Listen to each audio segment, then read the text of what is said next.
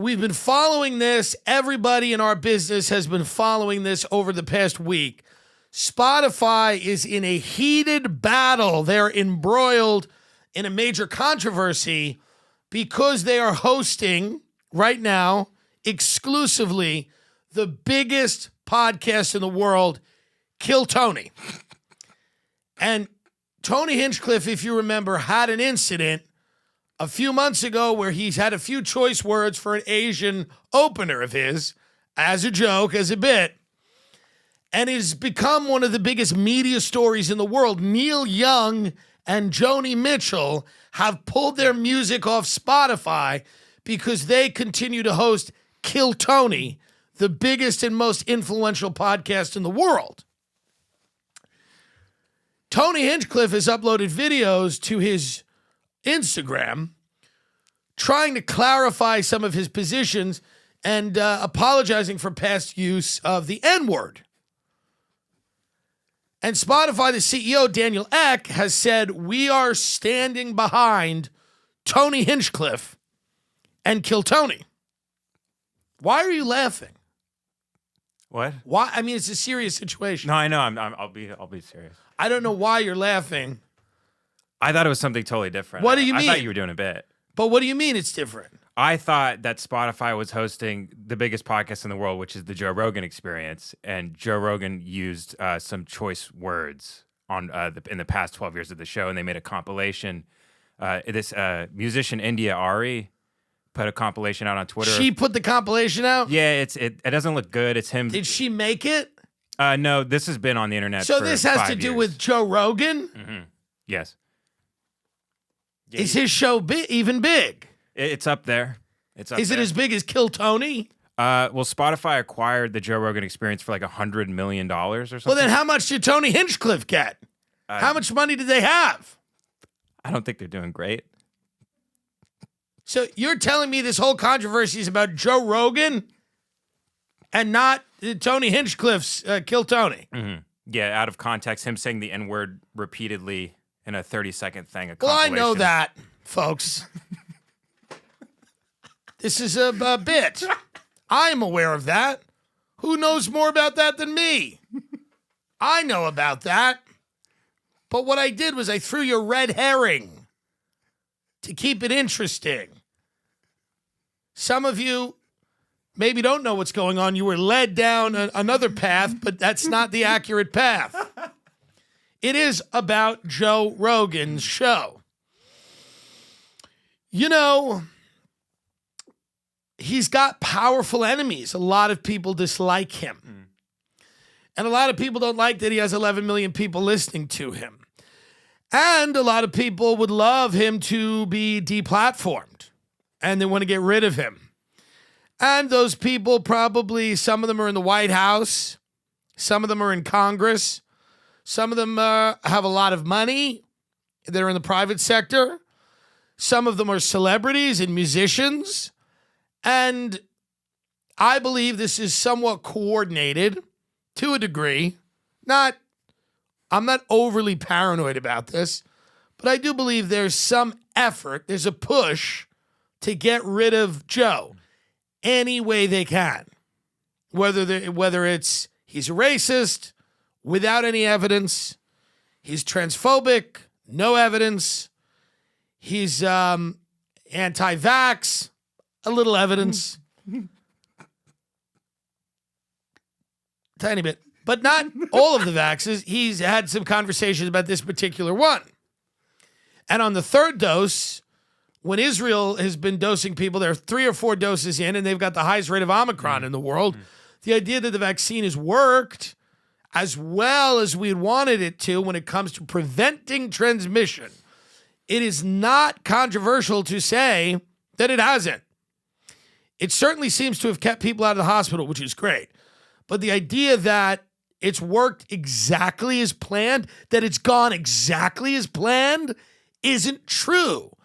And Joe's had a few people on the show to discuss it, and those episodes have gotten millions and millions, tens of millions of views. And people are upset, and Neil Young and Joni Mitchell, Nils Lofgren, guitarist for the E Street Band or Springsteen. That's right. India Ari, David Crosby, kind of. I don't know if he even owns his music or not. Mary Trump as well. Mary Trump, Roxanne Gay, writer and podcaster Roxanne Gay. They've all said, let's get our music off Spotify because we want to take a stand with the people that wrote that letter, the scientists and the doctors, who when you look into it aren't all practicing doctors, right. But they wrote a letter saying, Spotify, that's disinformation. It's disinformation.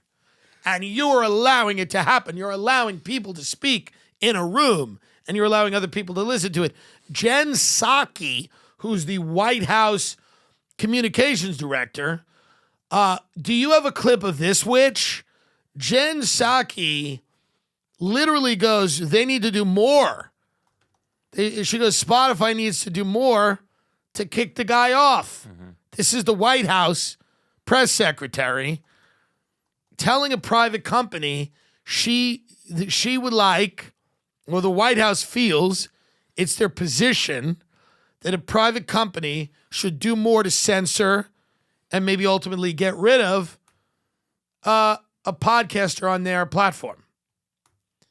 This is, I guess it's somewhat unprecedented. I can't remember this happening before. It's a somewhat unique situation, but I know that, the FCC had their problems with Howard Stern and Rush Limbaugh, and people always wanted them off the air, and people have always wanted everybody off the air.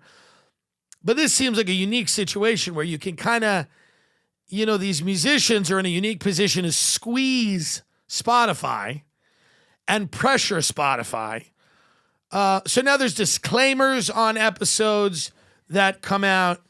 And I believe Joe said he's going to work to have some more neutral or, some more opposite viewpoints. If he has somebody that's critical of the vaccine, he's going to have somebody on the other side of that who is pro-vaccine. He said that in his video that he uploaded to Instagram about this. He's in a shitstorm. He's in the middle of a shitstorm. People are coming at him from all angles and all directions. They all have an agenda, and he's trying to navigate it and do the best he can. He's one of the biggest entertainers on earth now. He's completely transcended the world of comedy. He's one of the most famous people on the planet. There are leaders of foreign countries tweeting about this. It is a national news story for over a week. Every day, the White House is weighing in. It is so big. And I am so incredibly jealous of this. I am so incredibly jealous of this man and his ability to continually be in the news. What would I have to do to get anything on this level? I mean, I have chased my whole entire shit career the type of attention that he is getting right now. And it's impossible for someone like me to get. They won't even let me get big enough to be hated and attacked. It's the one thing I've always wanted, to be threatened by the White House press secretary, to be deplatformed, to have Roxanne Gay pull her podcast off Spotify because of me. And I can't, it doesn't happen. I want Jair Bolsonaro tweeting that I'm doing the right thing.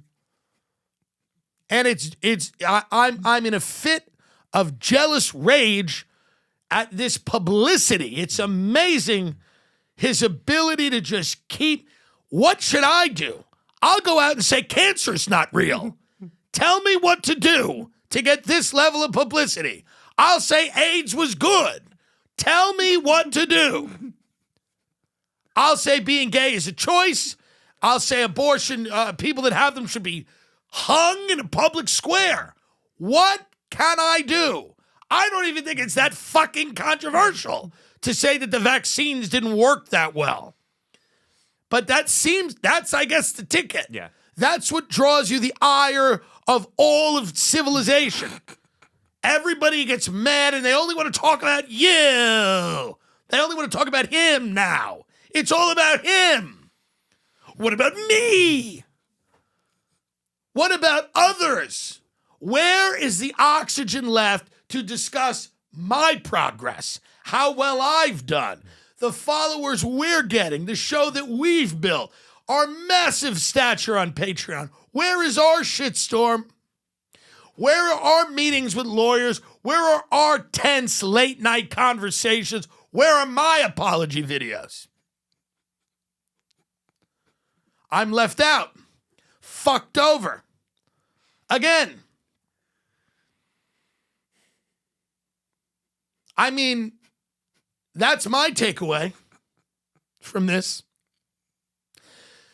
That's my frustration here. Do you understand? Hassan Piker buys a car and it's going to trend on Twitter for 5 days. I've bought multiple cars and crashed them. I've lived in 5 houses in the last year. What's the problem?